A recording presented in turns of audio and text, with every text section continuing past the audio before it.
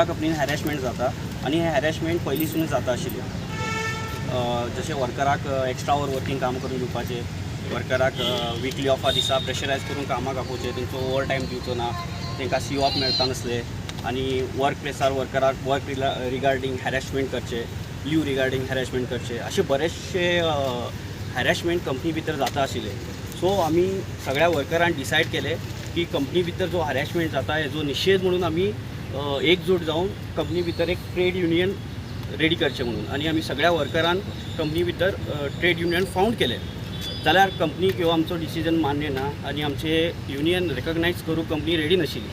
आनी बऱ्याचशा वर्करांक show cause notice काडटा, इल्लीगल म्हटलें तर सस्पेन्शन दिता, इल्लीगल टर्मिनेशन करला वर्कराक, फ्रॉड केसीन वर्कराक पासून टर्मिनेशन दिवला, वर्कराक बद्दी सिक्कीम ट्रांसफ़र करते आसा.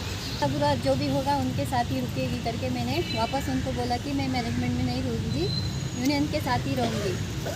तो उन्होंने दूसरे दिन से मुझे काम करने के लिए नहीं दिया.